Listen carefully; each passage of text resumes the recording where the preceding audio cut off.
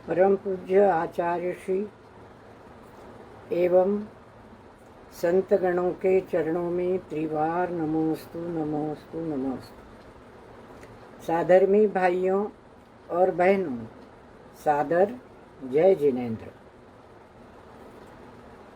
मूक माटी की अगली कड़ी शुरू करने से पहले नमोकार मंत्र।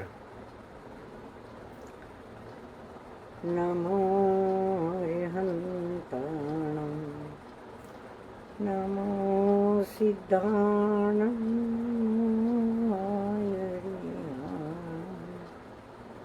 नमो ध्यायानं, नमो सर्वस्वं।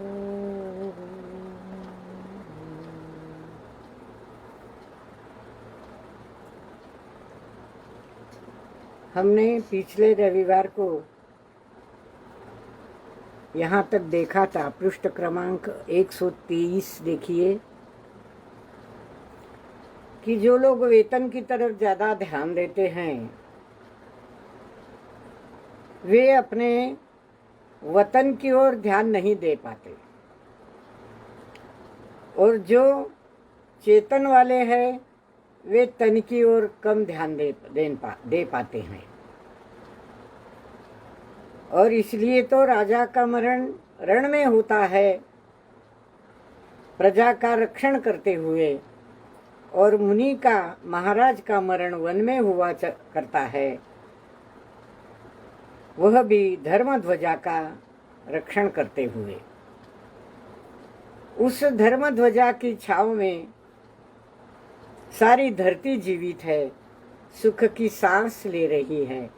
ऐसी धर्म ध्वजा की रक्षा मुनि महाराज करते हैं। यहाँ हमने देखा कि चेतन ही महत्वपूर्ण चीज है। देश की रक्षा करते हुए राजा का मरण होना और धर्मध्वजा की रक्षा करते हुए वन में मुनि का मरण होना, इनमें श्रेष्ठ कौन है? अर्थात मुनि का मरण, समाधि मरण।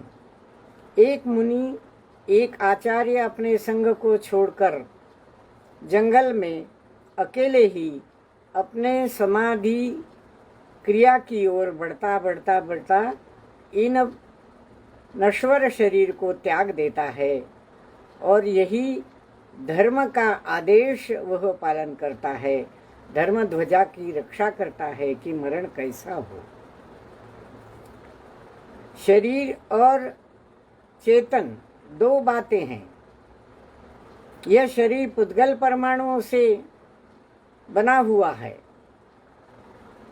अजीव है, इसमें जीव नहीं है। और चेतना सजीव है, आत्मा सजीव है।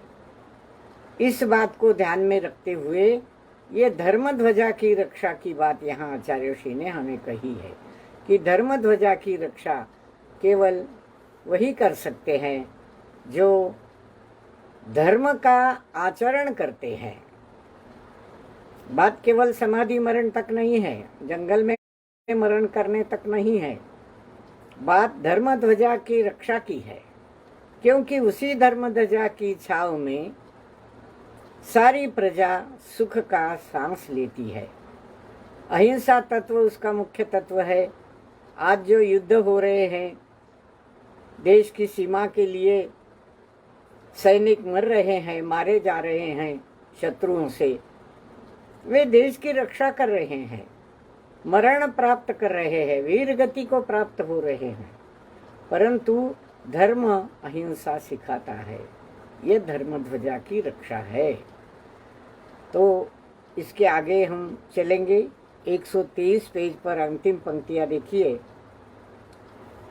प्रकृति की आकृति में तुरंत ही विकृति उदित हो आई।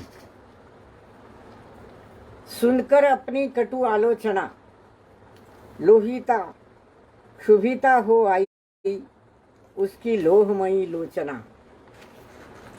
अगले पृष्ठ पर चलते हैं। प्रखर किरण वाली फुटती जिनसे जिस आलोक से उसका ललाट तल आलोकित हुआ, जिस पर कुछ पंक्तियां लिखित है। किसको क्रोध आया? प्रकृति की आकृति में क्रोध उभर आया। प्रकृति क्या है? यह शरीर प्रकृति है, सारी सृष्टि प्रकृति है। जो जो अचेतन है इस विश्व की रचना में, इस आकाश के ढोल में, इस आकाश के पोल में जो जो अजीव चीजें हैं वे सारी प्रकृति में समा जाती है। वो प्रकृति है, सृष्टि है। तो प्रकृति की आकृति में विकृति उदित हुई। प्रकृति, आकृति, विकृति। सुनकर अपनी कटु आलोचना। क्या कटु आलोचना हुई थी? प्रकृति की कटु आलोचना ये हुई थी कि प्रकृति ने मनुष्य को, जीव को, आत्मा को, चेतन को धोखा ही दिया है, कुछ नहीं दिया। हमेशा धोखा दिया है और उसका बुरा ही चाहा है, कभी साथ नहीं दिया। इस प्रकार की बार बार एक आलोचना प्रकृति के बारे में कही गई, अजीव के बारे में कही गई, सारे अजीव तत्वों के बारे में कही गई कि ये सारे अजीव तत्व जो है वो हमारे आत्मस्वरूप से, जीव से भिन्न है। जीव उनको भेद विज्ञान से जाने कि ये मेरे नहीं है, मैं इनका नहीं हूँ, मैं मेरा हूँ, मैं अपने में हूँ, अपने ज्ञान में हूँ, मैं अपने को जानता हूँ। ये चेतन, उपयोगमय चेतन केवल मेरा है। इस प्रकार आत्मा की स्वाधीनता, आत्मा की स्वतंत्रता प्रकृति से बिल्कुल भिन्न है। और इस प्रकार की बात अगर कोई करे तो प्रकृति को क्रोध आ जाता है। वह क्या, अपनी कटु आलोचना जब वह सुनती है तो उसकी आंखें लोहिता क्षुभिता हो आई है, लाल हो गई है आंखें उसकी, क्षोभ से भर गई है, क्रोध से भर गई है उसकी लोहमयी लोचना, लाल आंखें उसकी। प्रकृति की लाल आंखें, प्रकृति को क्रोध आ गया और वह एक ऐसी प्रखर किरणावली उस प्रकृति से फूटी है कि उस किरणावली के आलोक में, प्रकाश में उसका ललाट तल भी आलोकित हुआ है, लाल हो गया है सारा। ये कपाल जो होता है, ललाट तल आलोकित हो गया है, जिस पर कुछ पंक्तियां लिखी है। इस ललाट पर कुछ पंक्तियां लिखी है। ये प्रकृति अपने विचारों से अवगत कराती है। शिल्पी को मानो कहती है, अरे प्रकृति नहीं, पाप पुंज पुरुष ही है।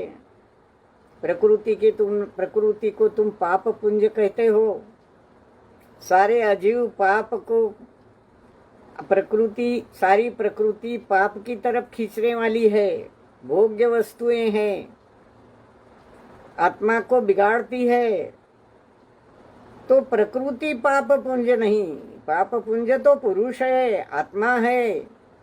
प्रकृति की संस्कृति परंपरा पर से कभी पराभूत नहीं हुई। प्रकृति की संस्कृति परंपरा पर से कभी पराभूत नहीं हुई, अपितु अपनेपन में तत्परा है। प्रकृति अपना पक्ष बताती है कि तुम मुझे पाप का पुंज समझते हो। अरे पाप का पुंज तो तुम हो, मुझे क्यों दोष देते हो? क्यों, क्या किया है प्रकृति ने? मैंने, प्रकृति कहती है कि मैंने तो संस्कृति की, परंपरा की रक्षा की है। कभी यह प्रकृति पर से पराभूत नहीं हुई, किसी दूसरी संस्कृति से वह पराभूत नहीं हुई। अब ये प्रकृति के लिए दूसरी संस्कृति क्या है? दूसरी संस्कृति है अध्यात्म की संस्कृति, आत्मा की संस्कृति। क्योंकि जैसे जीव के लिए अजीव सारे पर है, उसी प्रकार इस अजीव प्रकृति के लिए जीव भी पर है। तो पर से यानी जीव विज्ञान से, अध्यात्म विज्ञान से, चेतन विज्ञान से यह प्रकृति, यह सृष्टि, यह जीव तत्व सारे कभी पराभूत नहीं हुए। वे जहाँ हैं वहाँ की वहीं है। ये सारे अजीव तत्व कहीं नहीं जाते, अपने में ही रहते हैं, तो कभी पराभूत नहीं हुई, अपितु वह हमेशा अपनेपन में ही तत्पर रही है। जो उसका स्वभाव है उस प्रकृति का, वह स्वभाव उसने कभी नहीं बदला और उसने अपने संस्कृति की रक्षा की है। ऐसी यह प्रकृति, यह अजीव तत्व सारे जो जीव से भिन्न हैं, जीव उन्हें भेद विज्ञान के बल से जानता है और उनको दूर करता है कि ये मेरे नहीं, मैं इनका नहीं। आगे चलते हैं। पुरुष को पुरुषार्थ के रूप में कुछ उपदेश और। ये प्रकृति पुरुष को, आत्मा को पुरुषार्थ के रूप में कुछ और कहना चाहती है। मैं पाप पुंज का नहीं हूं, मैं पाप पुंज नहीं हूं, ऐसा कहकर वह अपना पक्ष रखती है और आगे क्या मेरी स्थिति है, मेरी योग्यता क्या है, इसके बारे में भी खुलासा करना चाहती है। पुरुष को, आत्मा को, जीव तत्व को पुरुषार्थ के रूप में कुछ और उपदेश करती है। क्या कहती है? प्रकृति पुरुष को कहती है, अपने से विपरीत पनों का पूर पर को कदापि मत पकड़ो। सही सही परखो उसे हे पुरुष, सही सही परखो उसे हे पुरुष।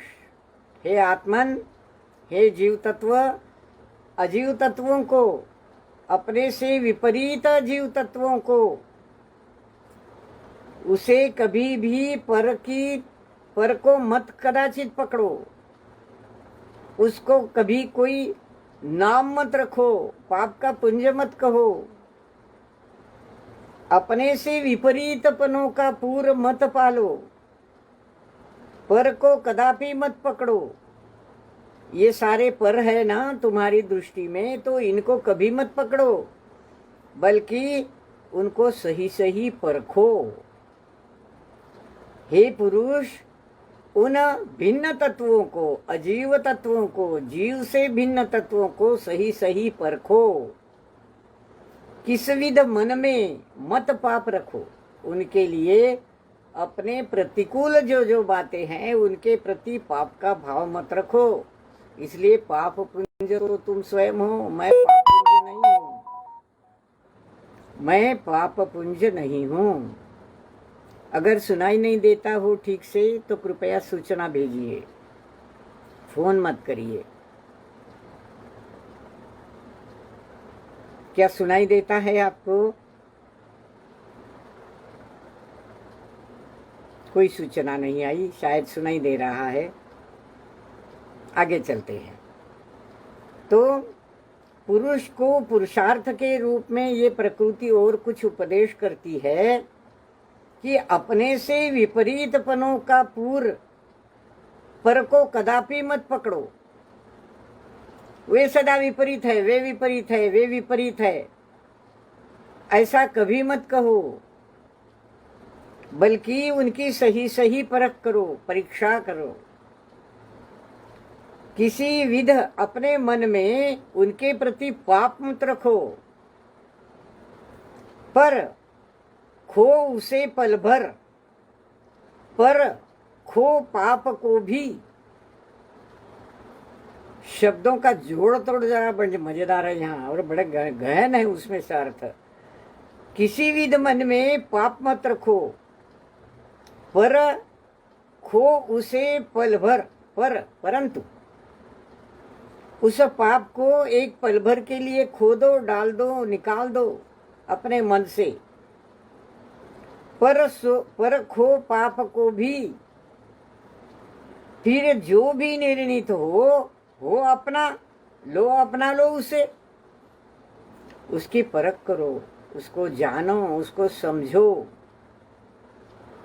जो पर है, अपने नहीं है, उनको पाप के पुंज मत कहो, उस पाप को भी परखो, उसको भी समझो।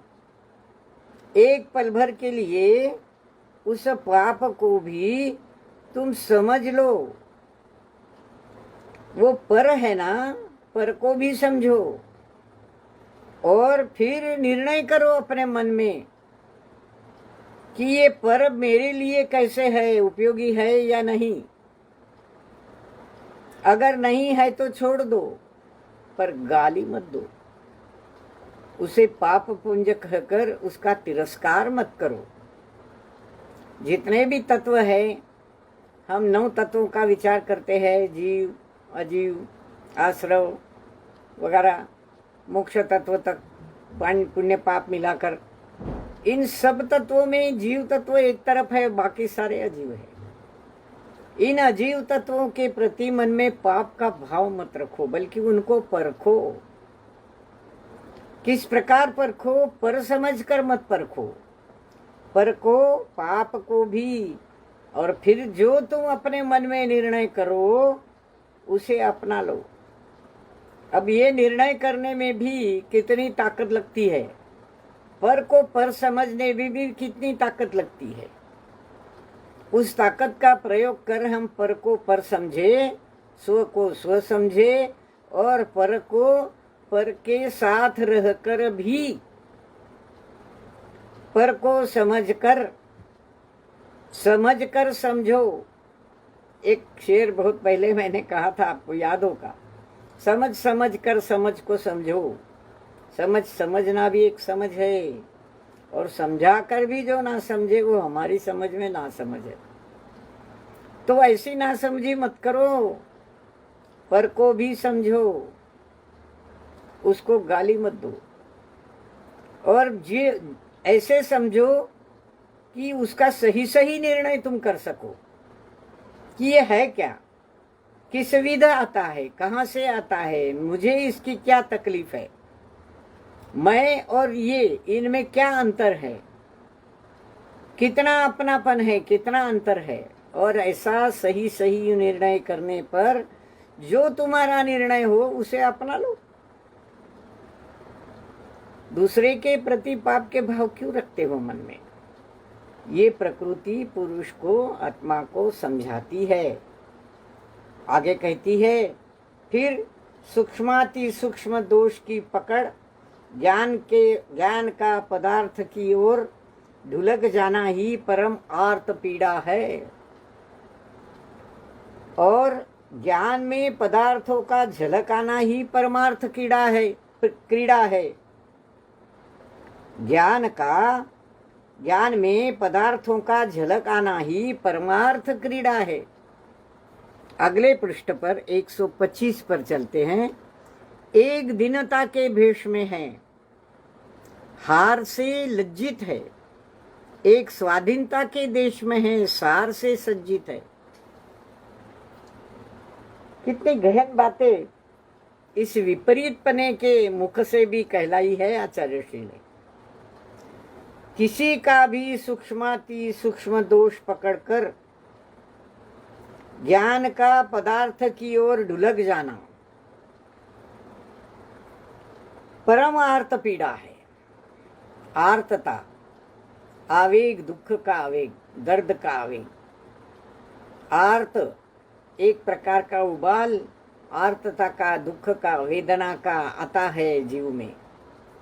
तो किसी का सूक्ष्माति सूक्ष्म दोष पकड़ना और वह उस ज्ञान में उस पदार्थ का वह दोष आना, या ज्ञान का उस दोष में ढुलक जाना परमार्थ पीड़ा है।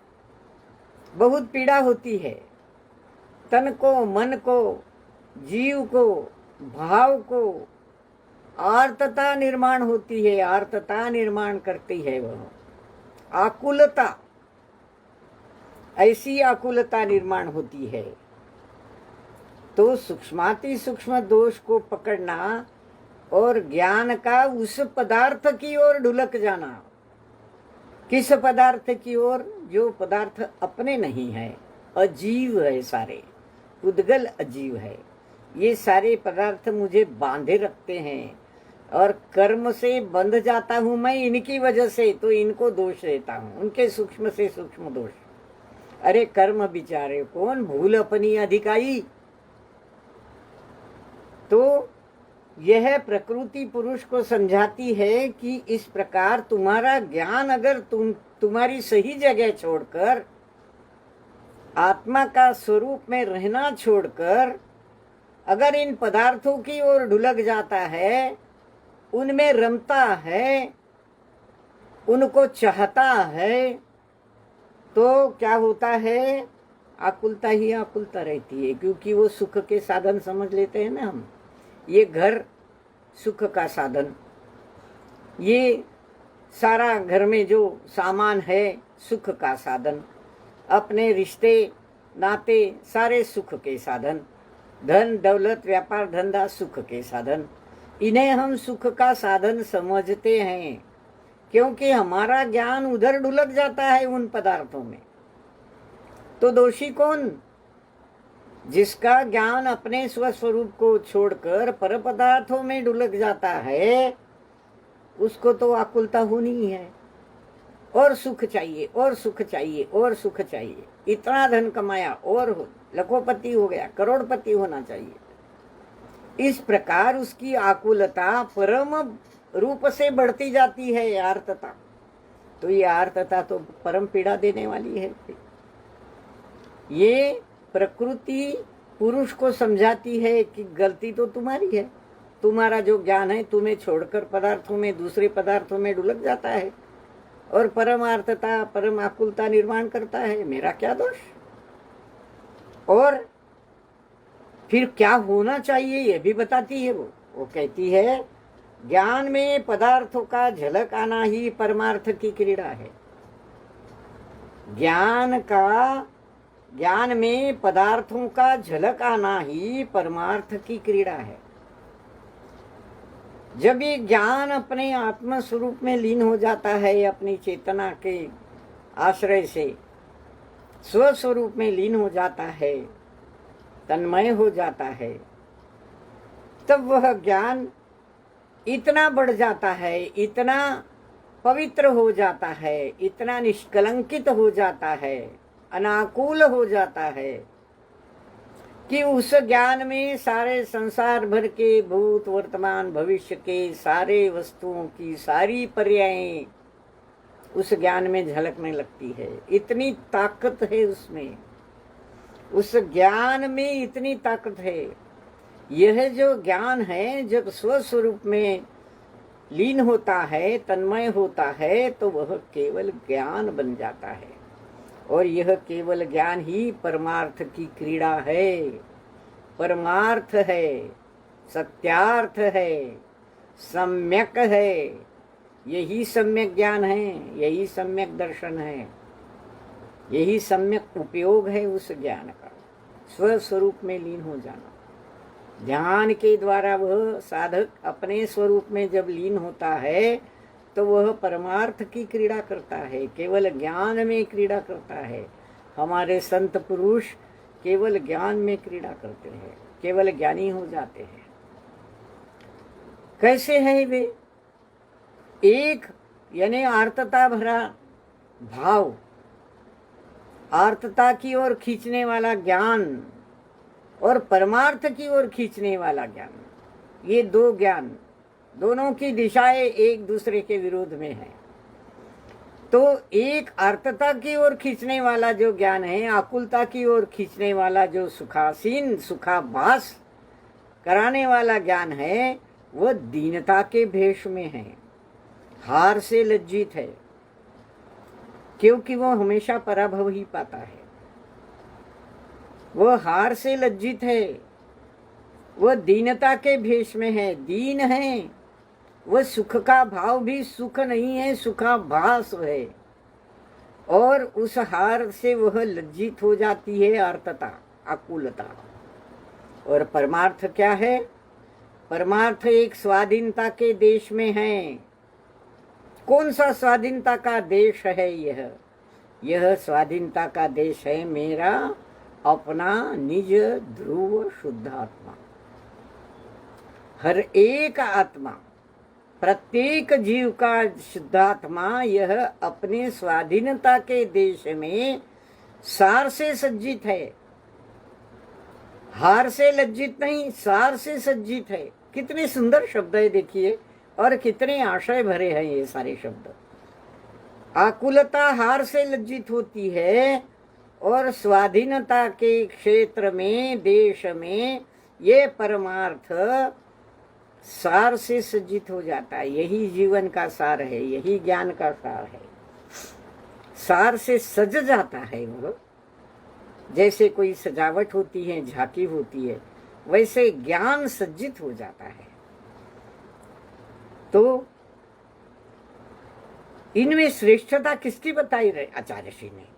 आचार्य श्री स्वाधीनता के देश में सार से सज्जित इस परमार्थ की स्वाधीनता पर उंगली रख रहे हैं कि यह श्रेष्ठ है, और दूसरे विपरीत भावों में, विपरीत अजीव वस्तुओं में अपने को समझना, ये शरीर मेरा है समझना, ये तुम्हारे जीव के भाव में आकुलता निर्माण करता है। फिर इस शरीर को सजाने का भाव। फिर आजकल टीवी पर जो विज्ञापन देखेंगे आप, दांत के लिए विज्ञापन, आंखों के लिए विज्ञापन, बालों के लिए विज्ञापन, शरीर को सजाने के सारे विज्ञापन, वस्त्रों के विज्ञापन। क्या करते हैं ये सारे विज्ञापन? ये सारे विज्ञापन तुम्हें उस ओर ले जाते हैं जिस ओर आकुलता ही आकुलता है। कौन सा साबु उपयोग में लाओ, ये की वो, किससे मेरी कांति उजली हो, ये की वो, करते रहो प्रयोग, तो हार ही पल्ले पड़ेगी, पराजय ही पल्ले पड़ेगा, क्योंकि उनमें आकुलता है, सुखाभास है। तो आचार्य श्री बड़े सुंदर शब्दों में प्रकृति के मुख से पुरुष को समझाते हैं, आत्मा को समझाते हैं कि स्वाधीनता के देश में परमार्थ जो है यह सार से सज्जित है। यह परमार्थ क्या है? यह हमारा जैन दर्शन है, यह हमारा जैन अध्यात्म है। जैन जीवन जीने की कला जो है वो परमार्थ है। तो इस प्रकार पुरुष की पिटाई प्रकृति ने की, प्रकृति ने पुरुष को समझाया, उसकी पिटाई कर दी कि पाप के पुंज तो तुम हो, ढुलक जाते हो जहां वहां, और नाम मुझे रखते हो। अरे परखो तो सही, कौन सच्चा है कौन झूठा है, कहाँ अकुलता है कहाँ सार है, अनाकुलता है। तो पुरुष की पिटाई प्रकृति ने कर दी, और प्रकारांतर से चेतन भी उसकी चपेट में आ गया। इस पिटाई की चपेट में, प्रकृति की पिटाई की चपेट में चेतन भी आ गया। क्यों आ गया? गुणी के ऊपर चोट करने से गुणों पर प्रभाव तो पड़ता ही है। गुणी और गुण, गुण कौन है और गुणी कौन है? गुणी ये हमारा चेतन आत्मा है, अनंत गुणों का भंडार है ये। कई कई कई अगणित असंख्य अनंत गुण इसमें भरे हुए हैं, जिनके नाम तक हम नहीं जानते। समय सार में ऐसे 47 शक्तियों को ढूंढ निकाला है अमृत चंद्राचार्य ने, परंतु 47 ही क्यों? अनंत है ये तो, और भी है। जितनी मिली सामने आई उन्होंने लिख दी। समय सार के अंतिम पृष्ठ छानी है, बड़े सुंदर शब्दों में इन 47 शक्तियों को वहां प्रकाशित किया गया है। तो यह गुणी है आत्मा, गुणों का संग्रह है, गुणों का भंडार है, इसलिए वह गुणी है। और इन उसके भंडार में जो गुण भरे हैं, उन गुणों पर प्रभाव कब पड़ता है? जब तुम गुणी के ऊपर चोट करोगे तो गुणों पर भी प्रभाव पड़ेगा ही। गुण पर चोट करोगे, गुणी के ऊपर चोट करोगे तो गुणों पर प्रभाव पड़ेगा ही। आत्मा पर चोट करोगे तो उसके गुणों पर प्रभाव पड़ेगा ही। चेतन भी उसकी चपेट में आ जाएगा, क्योंकि प्रकृति ने क्या किया? आत्मा के ऊपर चोट की, तो उसके जो सारे गुण हैं उसमें चैतन्यत्व यह भी एक गुण है। आत्मा चेतन की शक्ति से युक्त है।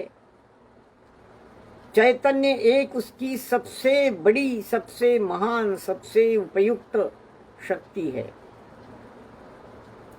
तो चेतन भी उसके चपेट में आ गया प्रकृति की पिटाई की।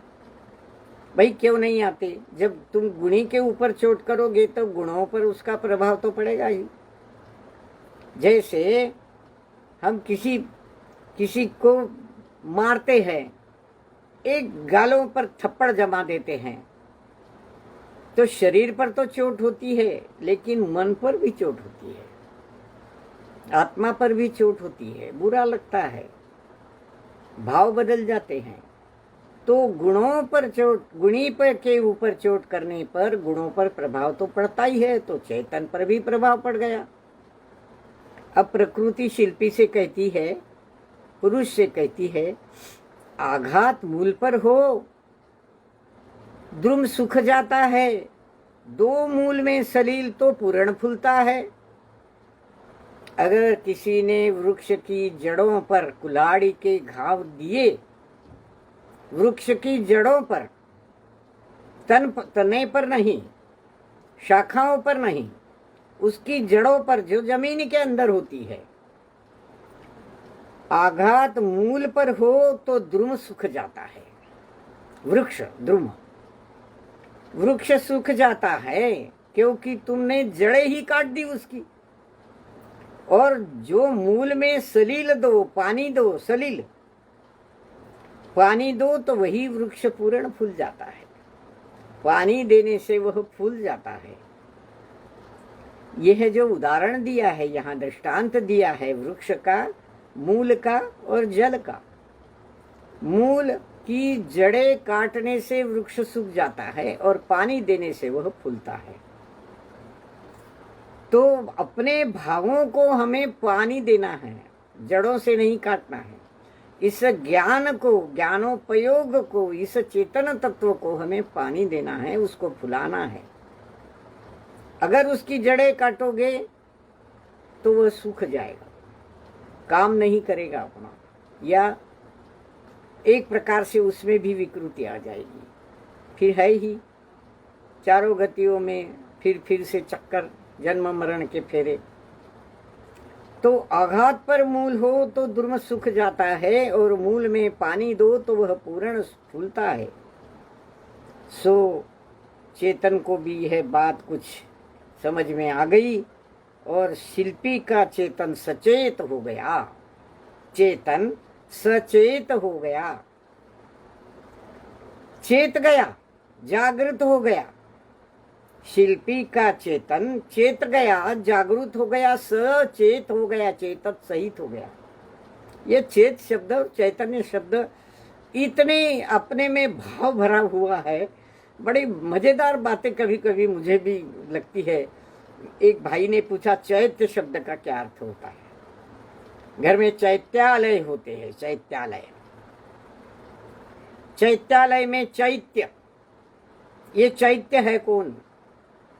भगवान की प्रतिमा को हम घर में रखते हैं, छोटा सा, कोई विशेष प्रकार के लोग रखते हैं, और चैत्यालय में चैत्य होता है, यानी मूर्ति होती है, प्रतिमा होती है। उस प्रतिमा को ही चैत्य समझा जाता है। क्यों चैत्य समझा जाता है उसे? उसके दर्शन करने पर हमारी चेतन आत्मा चेतती है, चेतना जागृत होती है। वह चैत्य है, चेताने वाला है। और चेताने वाले भगवान की मूर्ति का, प्रतिमा का जो घर है वो चैत्यालय है।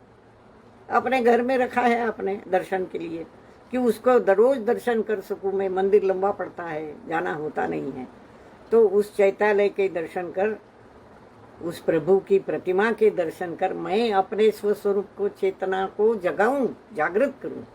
इसलिए वो चैत्यालय होते हैं। बड़ी मजेदार बातें हैं। चैत्य शब्द से अनेक अर्थ जुड़े हैं। बहुत लंबाई में मैंने खींचना चाहती, आगे और चलना है अपने को। तो आघात पर मूल हो तो द्रुम सूख जाता है, दो मूल में सलील तो पूर्ण फूलता है। शिल्पी का चेतन सचेत हो गया, स्व पर कर्तव्य पर वह उसने प्रकाश डाल दिया और अब चेतन शिल्पी से बात करने लगा। चेतन क्या कहता है शिल्पी से?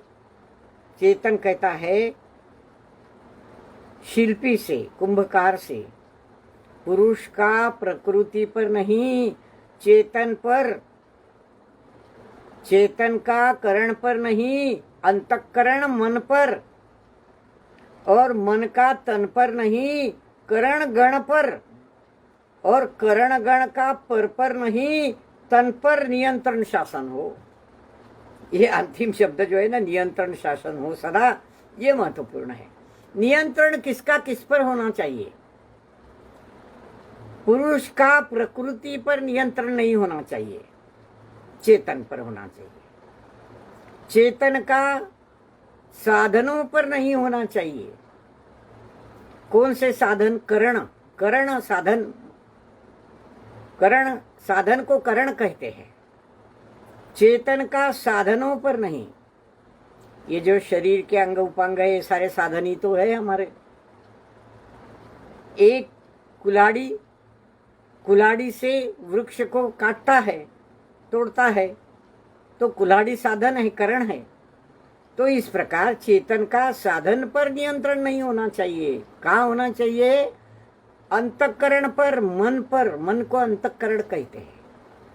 मन को, भाव मन को विशेषता अंतःकरण कहते हैं। चेतन का शरीर के अंग उपांगों पर नहीं, मन पर नियंत्रण होना चाहिए।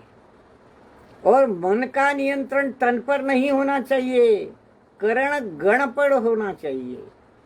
करण गण, समूह, गण, समूह को, संघ को गण कहते हैं।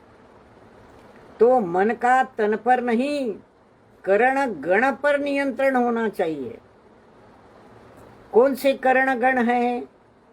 चेतन के पास तो बहुत से करण गण हैं। आत्मा के पास तो बहुत सारी शक्तियां हैं, इतनी अनंत शक्तियां हैं। तो इस भाव मन का तन पर नियंत्रण न हो, उन साधनों पर नियंत्रण हो जो साधन आत्मा का दर्शन कराते हैं। उस चेतन पर हो, उस चेतन के ज्ञानोपयोग, दर्शनोपयोग आदि पर हो। ये सारे ज्ञानोपयोग, दर्शनोपयोग क्या है? इनके सहारे ये भाव मन हमारे सारे आत्मा प्रदेश में परिवहन करता रहता है, प्रवास करता रहता है, घूमता रहता है। और जो आंखों से दिखता है, कानों से सुनाई देता है, जीवा से स्वाद होता है, नाक से श्वास होती है, सुगंध आती है, स्पर्श से ज्ञान होता है, ये सारा ज्ञानोपयोग और दर्शनोपयोग चेतन के दो विशेष करण हैं, साधन है, अंग है। तो मन का तन पर नहीं, करण गण पर, और करण गण का दूसरे पर नहीं, पर नहीं, अन्य पर नहीं, तन पर नियंत्रण शासन हो सदा। तन पर हो नियंत्रण, शासन हो तन पर। जैसे मैं चाहूं वैसा वो करें। आंखें चाहे सिनेमा देखना तो देखने दो, तो क्या नियंत्रण रहा? नहीं रहा। पर जब यह चेतन मन, भाव मन यह चाहेगा कि यह गलत चीज है, तो वह अपनी आंखें बंद कर लेगा, अंतःचक्षु को बंद कर लेगा, नहीं देखेगा, नहीं जाएगा उस तरफ। तो इस तरफ तन पर नियंत्रण शासन हो सदा। किसका? इस जीव का, इस चेतनात्मा का। शासन किस पर होना चाहिए? तन पर होना चाहिए। तन शासित ही हो, किसी का भी वह शासक नियंता न हो। तन शासित हो, जिस पर शासन किया जाता है वह शासित है।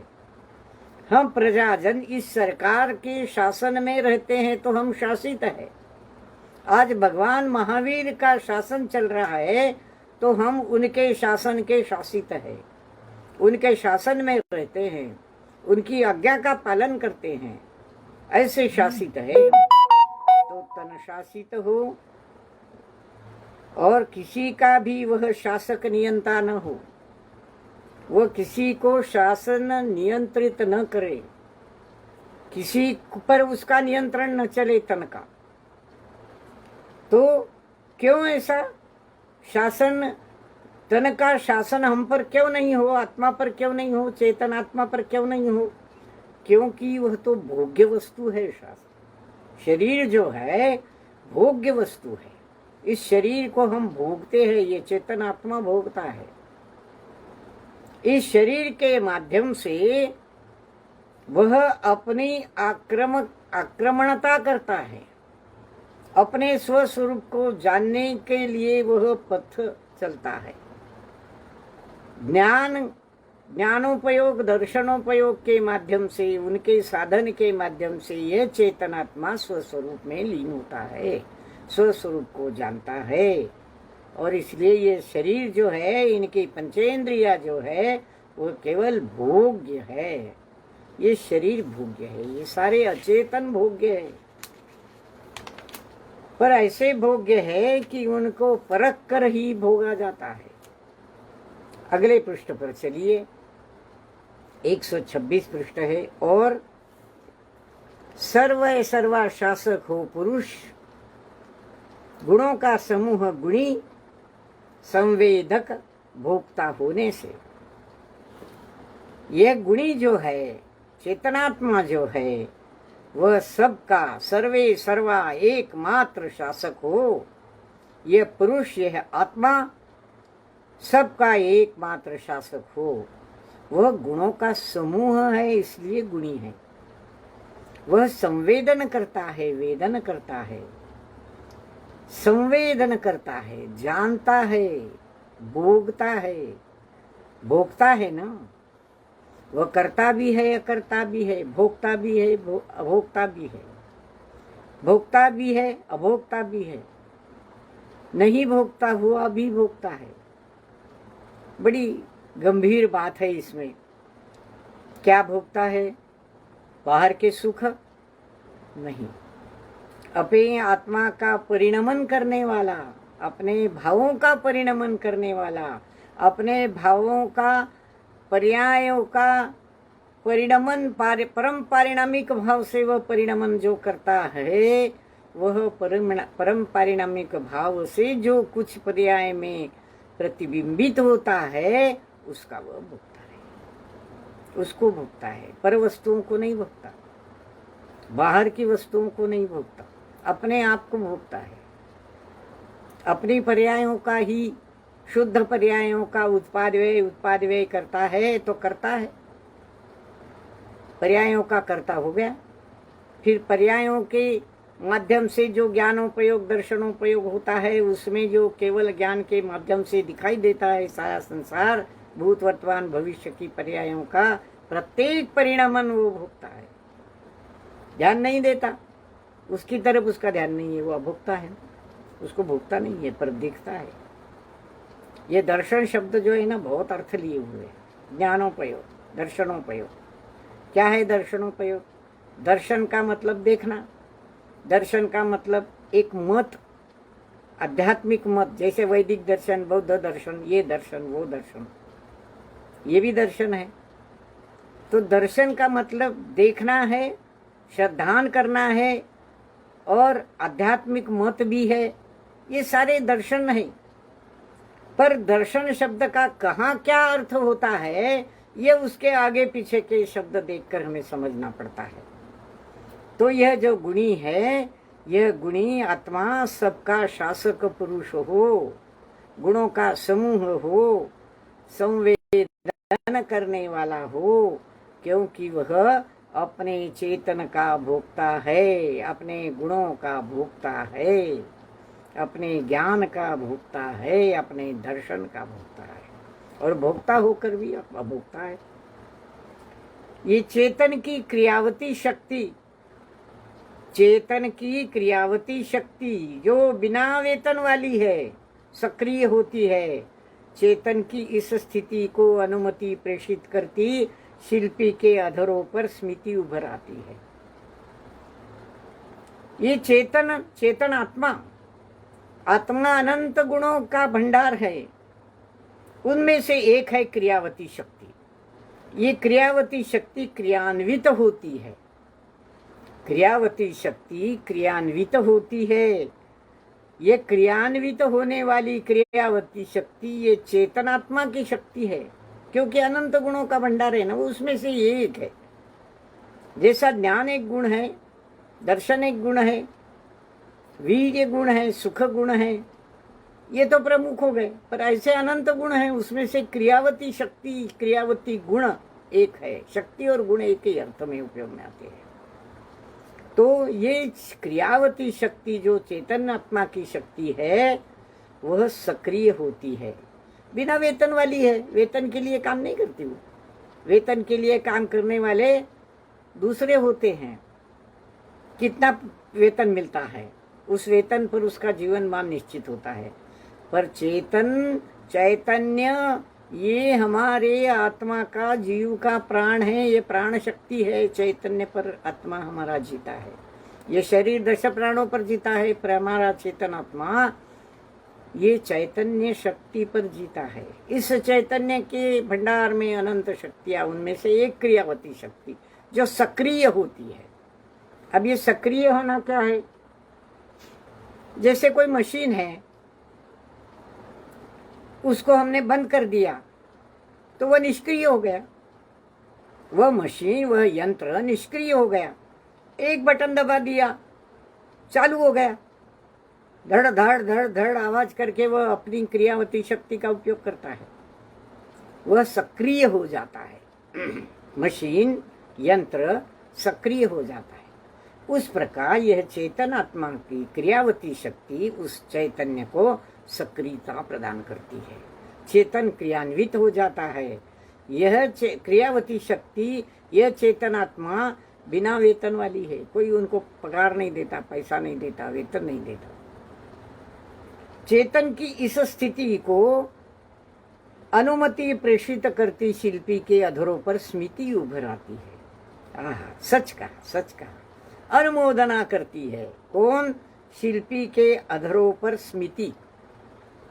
शिल्पी के अधरों पर हास्य, मधुर हास्य, मंद हास्य। ये मंद स्मृति शिल्पी के चेतनों पर उभर आती है, क्योंकि चेतन की इस क्रियावती शक्ति का सक्रिय होना, इस स्थिति को यह अनुमति प्रेषित करती है, अनुमोदना देती है। शिल्पी खुश हो जाता है, वह अपनी अनुमोदना प्रेषित करता है। और उपयोग का अंतरंग ही रंगीन ढंग वो योगी में रंग लाता है। शिल्पी के अंग अंग चालक से चालित यंत्र सम संचालित होते हैं। और सर्वप्रथम शिल्पी का दाहिना चरण मंगलाचरण करता है। शनै शनै ऊपर उठता हुआ फिर माँ माटी के माथे पर उतरता है। चंद्रमा की चांदनी को तरसती चतुर चक्री सम शिल्पन चरण का स्वागत करती माटी अपना माथा ऊपर उठाती है। क्या बात है, क्या चित्रण है, क्या शब्द रचना है, अत्यंत सुंदर। उपयोग का अंतःकरण, अंतरंग। उपयोग इस जीव का लक्षण है। चेतन की 2 प्रमुख शक्तियां हैं। जैसे रथ के 2 घोड़े होते हैं ना, और रथ को खींचते हैं, और जो बैठा सारथ्य करता है चेतन, वह अगर दाहिने तरफ की लगाम खींचे दर्शनोपयोग की, तो दर्शनोपयोग सक्रिय होता है, उधर मुड़ता है। और ज्ञानोपयोग की लगाम खींचे तो ज्ञानोपयोग सक्रिय हो जाता है। दोनों सक्रिय हो जाते हैं तो सीधे चलते हैं। तो उपयोग का अंतरंग ही रंगीन ढंग है, योगों में रंग लाता है। योगों में रंग लाता है। योग और उपयोग बहुत सूक्ष्म बात है भाइयों। योग का उपयोग योगों में रंग लाना, रंगीन ढंग वो योगों में रंग लाता है। योग उपयोग का अंतरंग रंगीन ढंग वो योगों में रंग लाता है। ठीक, थोड़ा सा विवेचन इसमें भी और ध्यान में लेना होगा। योग मन वचन काय की क्रिया को योग कहते हैं। अब मन वचन और काय ये तो पर है, शरीर के अंग है। ये द्रव्यमान शरीर का अंग है, भाव मन अपना अंग है, चेतन का अंग है, ज्ञान का अंग है।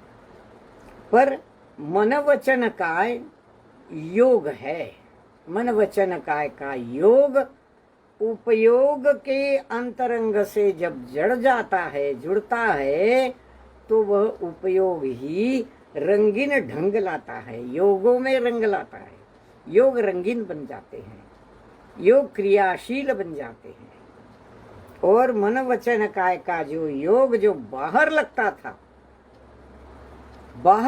था, दूसरी वस्तुओं में सुख ढूंढता था, अपनत्व महसूस करता था, शरीर को अपना समझता, सारे बाकी के जो साधन हैं अपने जीने के उनको अपनत्व देता था, अपना समझता था। मेरा घर, मेरी स्त्री, मेरे बच्चे, मेरा व्यापार, मेरा धंधा, मेरा पैसा, सब अपना अपना अपना अपना समझता था।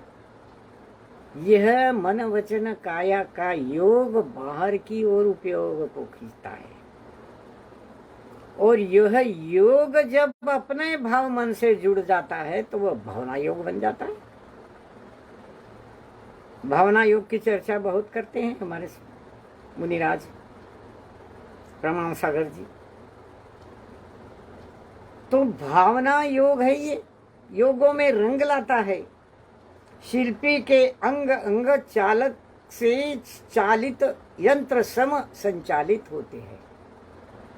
शिल्पी के अंग अंग, हाथ पैर सारे अंग, चालक के चालित यंत्र सम, यंत्र को चलाने वाला चालक, और चालित कौन है? यंत्र, चलता है वो। उस यंत्र के समान शिल्पी के अंग अंग संचालित हो जाते हैं, क्रियान्वित हो जाते हैं। क्यों? चेतन की क्रियावती शक्ति जो बिना वेतन वाली जागृत हो गई ना, वो क्रियावती शक्ति जागृत होने से चेतन जागृत हो गया। चेतन जागृत होने से शरीर के अंग प्रत्यंग जागृत हो गए। मन वचन का योग का उनसे जुड़ गया और वह संचालित हो गए। पहले क्या होता है? सर्वप्रथम शिल्पी का दाहिना चरण मंगलाचरण करता है। मंगलाचरण करना, हम शास्त्र के आरंभ में मंगलाचरण करते हैं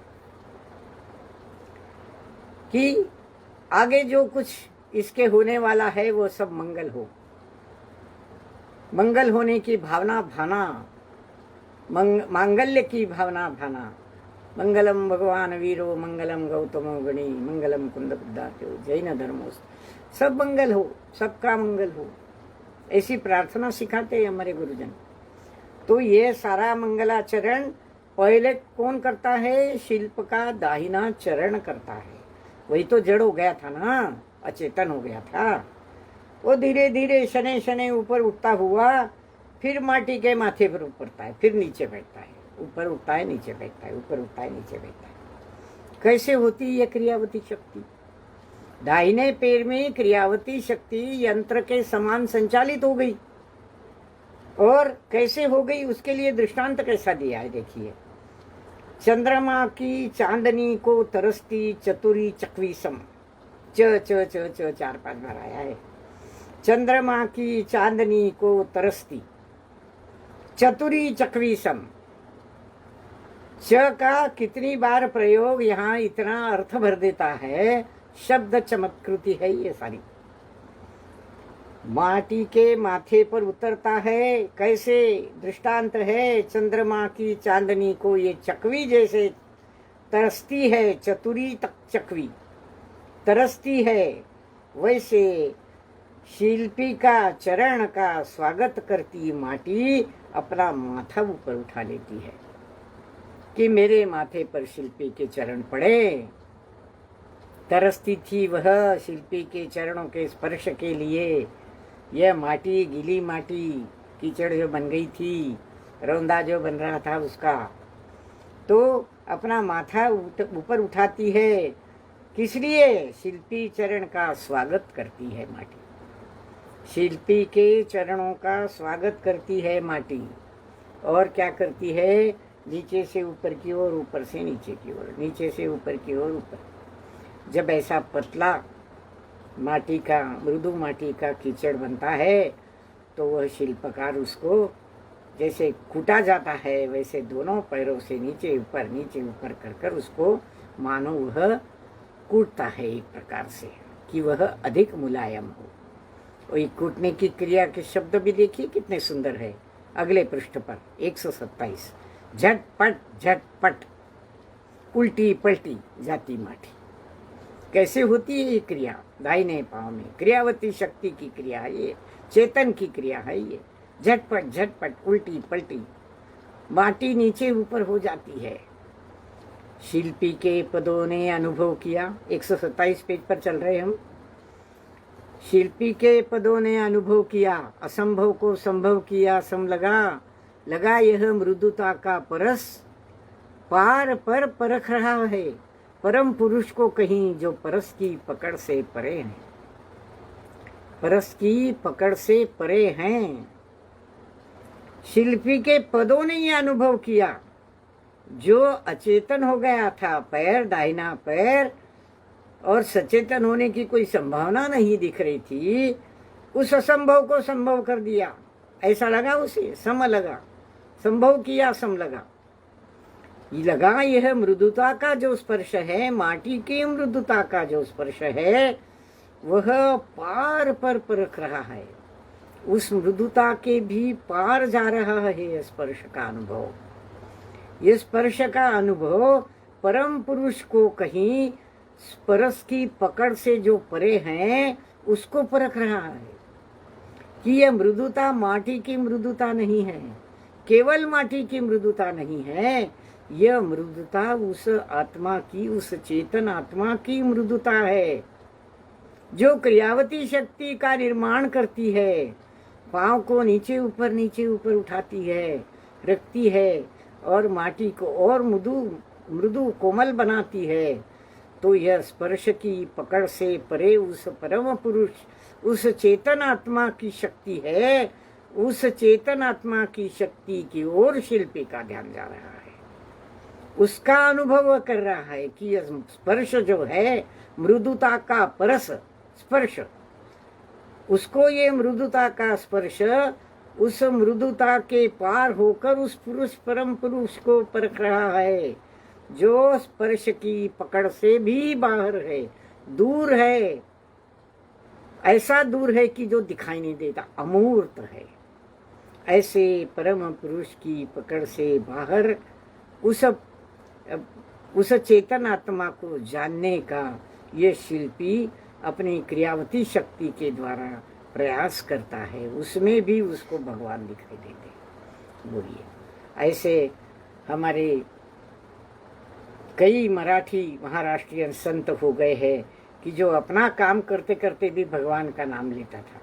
कबीर जो है वो बुनाई करते करते और भगवान का नाम लेता था, और वो जो कुम्हार था वो भी माटी को रोनते रोनते भगवान का नाम लेता था। और ऐसी कितनी किया है। जो माली था वो अपने बगीचे को फुलाते हुए, अपने सब्जी को उगाते हुए भगवान का स्पर्श महसूस करता था। तो इसी प्रकार यह शिल्पी भी उस माटी को रोनते हुए उस स्पर्श से परे परम पुरुष को याद करता है, उसका स्पर्श अनुभव करता है और देखता है कि यह परम पुरुष की क्रियावती शक्ति है। उसको जानने का प्रयास वह करता है। और ये जो बाकी क्रिया चल रही है पाँव के ऊपर नीचे की, वो अपने आप चल रही है, वो क्रियावती शक्ति करा रही है। तो यहाँ हम रुकते हैं और मिलेंगे अगले रविवार को। बड़ा आनंद आ रहा है इसमें। अगले रविवार को तो आप रसों का अनुभव करने वाले हैं, और इसलिए उत्सुकता कुछ मैं आपकी बढ़ा रही हूँ। सभी के गुरुजनों के चरणों में त्रिवार नमोस्तु करते हुए अपने गलतियों की भावार्थ करने की कोई गलती हुई हो तो गुरुजन मेरे क्षमा करे, आचार्य श्री क्षमा करे। और मेरे साधर्मी भाई बंधुओं, सादर जय जिनेंद्र, आप इसको ध्यान से पुनः पुनः पढ़िए और अपना अभिप्राय भेजिए। और यह जो लिंक है और दूसरे अपने परिचितों तक पहुंचाइए, अपने अभिप्राय से अवगत कराइए। ज्या वाणी के ज्ञान से सूझे लोकालोक, सो वाणी मस्तक नमा सुरादित। नमस्तु भगवत। जय जिनेन्द्र भाई।